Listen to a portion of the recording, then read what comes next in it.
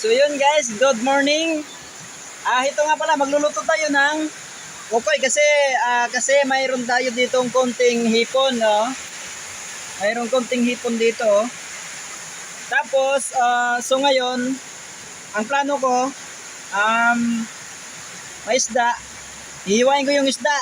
Sasama natin dun sa hipon. Iuukoy natin tulad nito. Yan. Ito guys. Iniilap yung laman para maalis yung tinik. So ngayon, pag-alis ng laman, ihalo ko doon sa ihalo ko sa may hipon. Guys, medyo tinatamad lang tayo ngayon. Yun. Guys,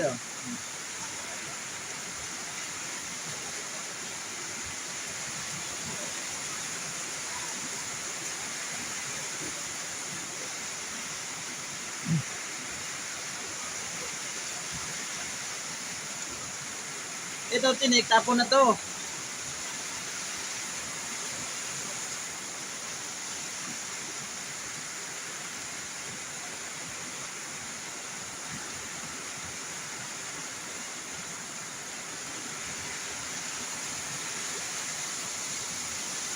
Ganito lang.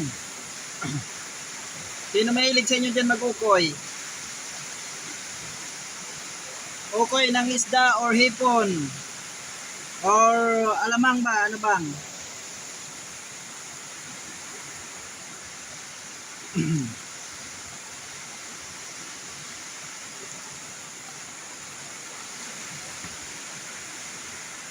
So, tapon na to.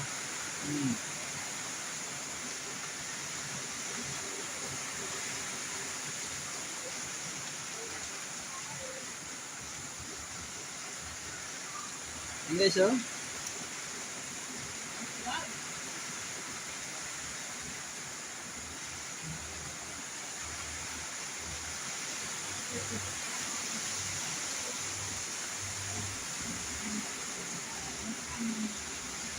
ito guys, tatapon na to. Ano na to? Tinik. So, sino mahilig sa inyo dyan guys magluto ng ukoy? Ukoy na hipon, ukoy na isda, or what? Ukoy na alamang. Ito. Laman na siya. Sasabay ko sa hipon. Diba guys? Yun yung ulam natin ngayon. Ngayong araw. Have a nice day and thank you for watching. Salamat sa suporta and follow and share guys. Thank you.